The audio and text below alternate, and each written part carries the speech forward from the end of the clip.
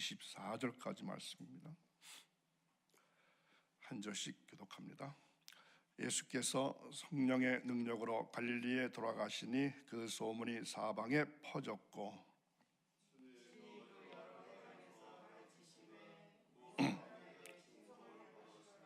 예수께서 그 자라나신 곳 나사렛에 이르사 안식일에 늘 하시던 대로 회당에 들어가사 성경을 읽으려고 서심해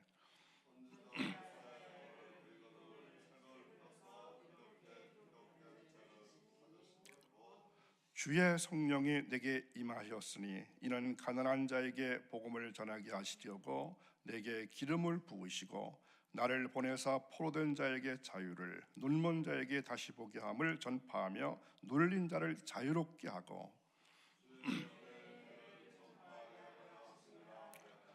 책을 덮어 그 맡은 자에게 주시고 앉으시니 회당에 있는 자들이 다 주목하여 보더라.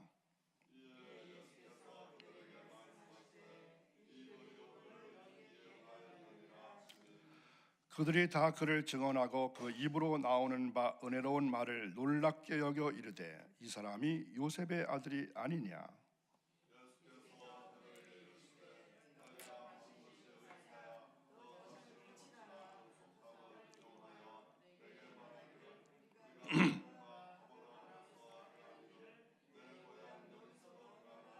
다 같이 있습니다. 또 이르시되 내가 진실로 너에게 이르노니 선지자가 고향에서는 환영을 받는 자가 없느니라.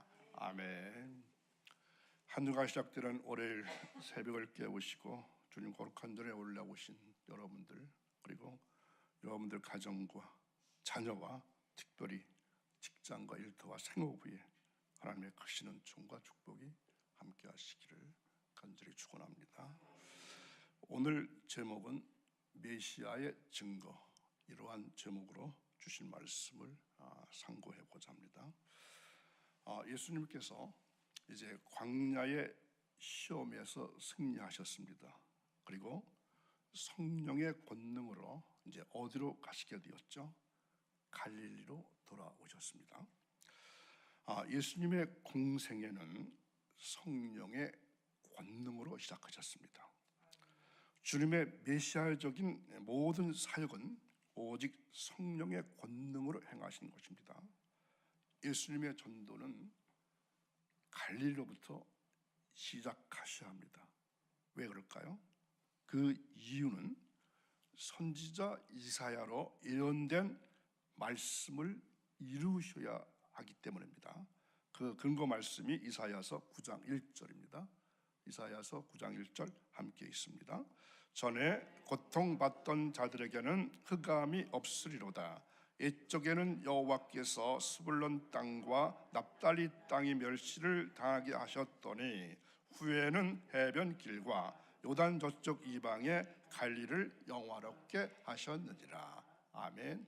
갈릴리를 영화롭게 하셨다 말씀하시죠. 예수님의 갈릴리 사역, 즉 공생애의 중점적 사역들은 말씀 전파, 치병, 병을 다스리고 죽기 귀신을 쫓아내고 이적을 행사하는 이러한 일들을 하셨죠. 그런데 말씀 전파는 가르치는 사역에 속합니다. 그리고 기타 치병이나 죽기나 이적 행사 등은 그 말씀을 실제로 적용하는 실천 부분에서 이루어지는 사역들이라 이렇게 할 수 있습니다. 이처럼 이론과 실제가 균형과 조화를 이루는 예수님의 가르침의 의미에서 볼 것 같으면 분명 예수님은 말씀만 하시는 분이 아니라 삶으로, 삶 속에서 실제 모범을 보여주시는 분이시기 때문에 완전하시고 또 좋은 교사이셨다 이렇게 말씀드립니다. 마태복음에도 이 같은 예수님의 계속적인 가르침과 치유 또 이적 행사들의 실천적인 반복이 계속되는데 5번 정도 반복됩니다. 이 예수님의 이러한 의미에서의 사역의 특징을 더 분명하게 마태복음에서는 보여주고 있습니다. 중요한 것은 예수님이 그처럼 당시에 가장 뒤떨어지고 소외된 지역으로 먼저 찾아가셨고 또 그곳에서 생애 대부분의 삶과 사역의 시간을 보내셨습니다. 뿐만 아니라 아예 인근 지역인 가버나움에 있는 베드로의 장모집에 요즘 말해서 선교본부를 차리셨습니다. 그리고 빈민들과 문제 많은 소외된 사람들을 중심 대상으로 사역하셨습니다. 자, 이렇게 하신 것은 오래전부터 예수님 탄생에 관한 예언된 예언의 내용입니다. 이것은 예수님의 탄생과 사역 속에 숨겨져 있는 하나님께서 진정 원하시는 복음이 무엇인지를 알려주는 의미가 있습니다. 이 무렵에는 이미 예수님의 소문은 사방에 퍼져 있었습니다. 예수님께서 안식일이면은 이제 여러 회당에서 많은 유대인들에게 가르치셨고 그 결과 무사람들에게 칭송을 받으셨다, 이렇게 말씀하죠. 유대 사회에서 어린 아이들은 이제 5살이 되면은 회당 출입이 그때서야 허락됩니다. 그리고 13세가 될 것 같으면 의무적으로 회당 예배에 참석해야 합니다. 그렇기 때문에 그러기에 율법 아래 태어나신 우리 주님께서도 율법의 규례를 쫓아서 어렸을 때부터 회당을 출입하면서 경건과 믿음 생활에 힘쓰셨습니다. 그리고 주님의 이러한 경건한 믿음 생활은 성년이 되어서 이 공생의 사역 때도 계속되었습니다. 그래서 오늘 말씀은 주님께서 이제 규례를 쫓아서 안식일 규례를 쫓아서 안식일에 어디 가셨냐면 나사렛 회당에서 예배 드리신 장면을 오늘 우리가 읽었습니다. 이제 회당 예배는 이 쇠마 낭독을 시작으로 감사기도, 성경 낭독, 설교, 제사장의 축복 기도로 끝이 납니다. 그런데 회당 예배 때에 성경은 모세 오경과 선지서에서 각각 한 부분씩을 낭독했습니다. 그리고 모세 오경은 돌아가면서 윤독을 했지만 선지서는 회당장의 허락을 받은 사람이 자리에서 일어나 가지고 대신 읽었습니다. 또한 설교 시간에는 회당장이 말씀을 보통 선포하게 되지만 때로는 회당장의 허락을 받은 훌륭한 랍비가 말씀을 대신 선포하기도 했습니다. 그런데 오늘 말씀에 앞서서 많은 증언을 통해서 예수님이 하나님의 아들이라고 하는 것을 증언해 왔는데 이제 드디어 공적인 사역을 시작할 때가 되었습니다. 그래서 누가는 특별히 예수님께서 어떤 말씀으로 백성들을 가르치셨을까, 여기에 주목하면서 오늘 말씀을 기록한 것으로 보여집니다. 자, 예수 그리스도는 하나님의 권능을 가지고 말씀을 선포하신 하나님의 아들이십니다. 또 하나님의 구속사를 성취하러 오신 메시아였다는 것을 이 사실을 우리가 꼭 기억해야 합니다. 자, 그런데 나사렛에서 어떤 일이 벌어졌습니까? 예수님의 고향은 나사렛이죠. 여기에 오신 겁니다. 예수님은 안식일에 자기 규례대로 회당에 들어가셨습니다. 규례대로 들어가셨다는 말은 예수님이 안식일에 회당에서 거행되는 예배에 참석해 오셨다는 것을 가리키는 말입니다. 유대인들은 바벨론 포로에서 돌아온 다음에 안식일마다 회당에 모여서 하나님께 예배를 드려왔습니다. 그런데 여기서 예수님께서 성경을 읽으려고 이러셨다고 말씀하고 있습니다. 회당에서 드리는 예배 순서는 먼저 회당의 직원이 법궤에서 율법의 한 두루마리를 풀어가지고 읽을 사람에게 넘겨줍니다. 이 장면이 이해되시나요? 요즘처럼 이게 책으로 한 페이지 두 페이지 넘겨주신 것이 아니라 긴 두루마기처럼 된 것을 이제 뽑아가지고 이제 그 법궤를 직원이 그것을 갖다가 읽어줄 사람에게 주는 겁니다. 이 두루마리를 읽을 사람은 대개의 경우 회당장이 지명하는데 회정 가운데서 존경받을 사람이나 아니면 처음 그 자리에 손님으로 예배에 참석한 사람을 지명해서 읽게 했습니다. 그런데 예수님은 그날 그 회중 가운데서 가장 무사람의 시선을 끌게 되었고 회당장에 의해서 지명받을 만한 처지에 있었습니다. 왜냐하면 예수님이 행하신 일이라든가 또 그가 가르치신 교훈 등이 이곳에서도 그 소문이 널리 퍼졌을 것이기 때문입니다. 그래서 예수님은 이사야의 글에 있는 메시아에 관한 예언의 말씀을 찾아 읽으셨습니다. 예수님께서 넘겨받은 두루마리는 마침 이사야의 글이었습니다. 예수님은 이 책에서 이처럼 기록하는 것을 찾으셨습니다. 어디를 찾으셨을까요? 이사야서 61장을 찾으셨습니다. 61장 1절, 2절을 다 함께 읽습니다. 여호와의 영이 내게 내리셨으니 이는 여호와께서 내게 기름을 부으사 가난한 자에게 아름다운 소식을 전하게 하려 하심이라. 나를 보내사 마음이 상한 자를 고치며 포로된 자에게 자유를, 갇힌 자에게 노임을 선포하며 여호와의 은혜의 해와 우리 하나님의 보복의 날을 선포하여 모든 슬픈 자를 위로하되. 아멘. 많이 들으셨던 말씀 같죠?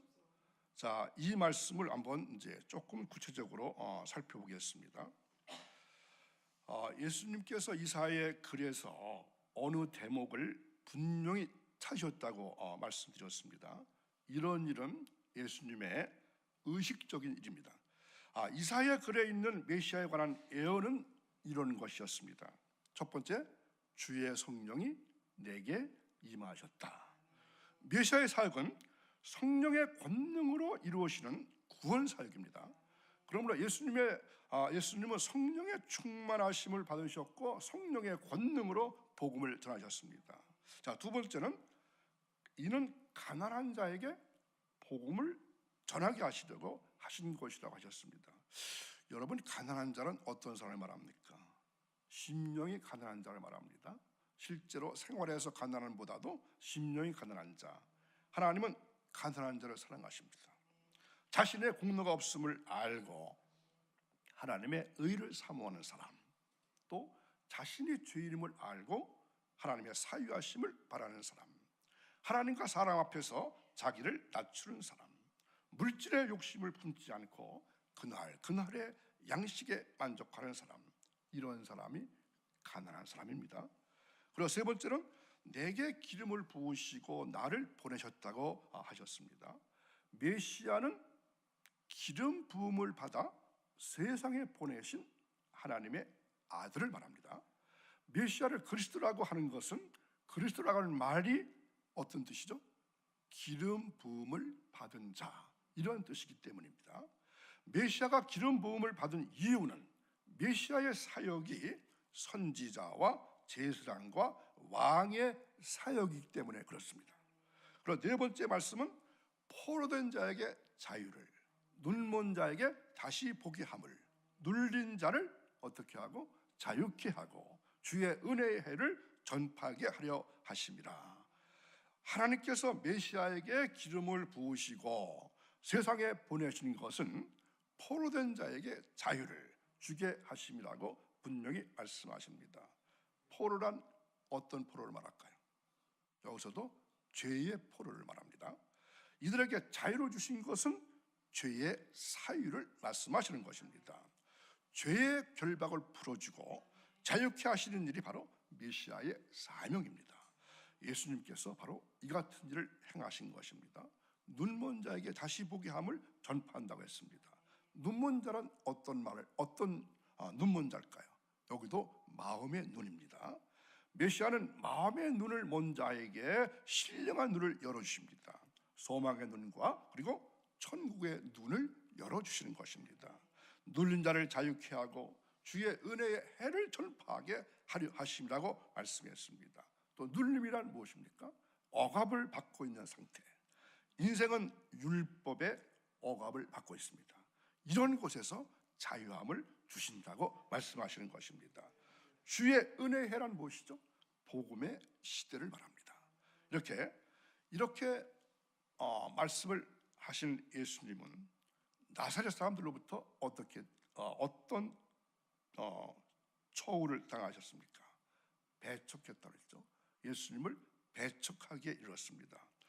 왜냐하면 모든 사람이 이러한 어마어마한 말씀을, 여태까지 들어보지 못했다는 말씀을 들었을 때 어떻게 할까요? 다 주목하게 됩니다. 예수님은 무리들을 향해서 이 글이 오늘날 너의 귀에 응했느니라 이렇게 선포하셨죠. 이 말씀을 들은 모든 사람들은 즉각적으로 예수님을 배척하게 이루었다고 말씀합니다. 그들은 예수님에 대해서 그 신분을 너무도 잘 알고 있습니다. 어떤 신분이죠? 예수님을 어떻게 보고 있는 거죠? 예수님을 메시아로 인정할 수 없습니다. 왜 그렇습니까? 그들의 생각 가운데는 오로지 예수님은, 여태까지 봤던 예수님은 목수 요셉의 아들입니다. 그러니까 저 사람이 어떻게 메시아가 될 수 있느냐 하는 것입니다. 자, 예수님은 메시아를 배척하는 그들에게 두 가지 속담을 들려주셨습니다. 자, 23절 보면은 23절, 너희가 반드시 의사야 너 자신을 고치라 하는 속담을 인용하여 내게 말하기를 우리가 들은 바 가버나움에서 행한 일을 내 고향 여기서도 행하라 하리라. 자, 이 말이 이해가십니까? 그들이 배척한 메시아가 앞으로 그들에게 반드시 필요해서 찾아올 날이 올 것이다. 그리고 예수님은 선지자가 고향에서는 환영을 받는 자가 없느니라. 이렇게 두 가지 이제 속담을 들려주셨습니다. 자, 예수님은 위대한 설교자시고 모범된 설교자이신 예수님의 능력 있는 말씀 선포 방법은 오늘날 복음 전도의 사명을 맡은 우리 성도들에게 있어서 말씀 선포의 올바른 모델을 제시하고 있다고 생각됩니다. 그것은 항상 말씀 연구와 묵상에 힘쓰고, 그리고 성령의 능력을 의지하고, 성경의 주제가 무엇이죠? 예수 그리스도를 선포하는 것입니다. 항상 말씀 연구, 또한 묵상, 그리고 성령의 능력을 의지하고 성경의 주제인 예수 그리스도를 선포하는 것입니다. 그래서 설교에서 예수 그리스도를 언급하지 않으면 사실상 설교가 아니다, 이러한 말도 할 수가 있습니다. 이는 곧 말씀 선포는 인간의 능력이나 의지 가지고는 불가능하고, 또한 말씀 선포가 인간 지식을 자랑하는 수단이 되어서는 안 됨을 교훈합니다. 그동안 우리는 누가복음을 살펴보면서 예수님이 누구신가 하는 것에 대해서 여러 증언들을 보고 있습니다. 누가복음을 기록한 목적은 예수 그리스도가 어떤 분이신지를 확실히 하기 위해서라고 했습니다. 그분에는 한손에는 구원을, 한손에는 심판을 지니신 분이었고, 세례 요한은 그분을 성령과 불로 세례를 주시는 분이라고 했습니다. 예수님이 태어나시기 전에는 천사 가브리엘을 통해서, 예수님이 태어나셨을 때는 천사들이 목자들에게, 태어나신 후에는 정결 예식에서 시므온과 안나를 통해서 증언했습니다. 12살 즈음에 예수님은 스스로 하나님의 아들이고 하나님의 일을 하실 것이고 지혜가 충만하신 분임을 보여주셨습니다. 세례 요한이 이것을 증거했고, 그가 세례를 줄 때 하늘이 열리고 하늘에서 하나님의 음성이 들렸고 성령이 내려오심으로 입증을 했다고 했습니다. 지난 시간에 사탄이 예수님께 했던 말 기억하십니까? 내가 하나님의 아들이거든. 이러한 말도 예수님이 하나님의 아들이라고 하는 증언이었습니다. 그러므로 오늘도 새벽에 오신 여러분, 하나님의 자녀로서 이 땅에 사는 날 동안 늘 하나님의 은혜가 함께 하는 삶을 살다가 이 세상 끝날 때에는 천국으로 가는 성도가 될 수 있기를 간절히 축원합니다. 오늘은 사순절 12일째 되는 날입니다. 사순절 기간 동안에 특별히 말씀 묵상과 기도로 경건 생활, 그리고 또 하나는 일상생활에서 절제 생활하는 그러한 때가 될 수 있기를 간절히 바랍니다. 기도하시겠습니다. 하나님 아버지, 저희들이 하루를 살아갈 때에 육의 사람이 아니라 성령께서 인도하는 거룩한 삶을 살 수 있기를 원합니다. 우리 모두를 성령의 사람, 기도의 사람, 믿음의 사람, 하나님의 사람으로 만들어 주옵소서. 우리의 마음을 육의 소유로부터 해방시켜 주시고 성령의 충만함으로 채워 주옵소서. 하나님 아버지, 바라고 원하옵는 것은 새벽을 깨우고 주님 거룩한 눈에 올라와서 기도하고 말씀 듣고 하나님을 깊이 묵상하는 주님의 귀한 자녀들 위에 하나님의 거룩한 능력을 더해 주시어서 재물 얻을 능을 더해 주셔서 일상생활에서 또한 물질 때문에 시험 당하지 않는 주님의 거룩한 백성들로 만들어 주시기를 간절히 원합니다. 이 한 주간의 삶 모두를 주님께 의지합니다. 주님 맡아 주옵시고 우리를 가장 좋은 곳으로, 가장 행복한 곳으로 인도해 주옵소서. 감사드리며 예수님의 이름으로 기도하옵나이다. 아멘.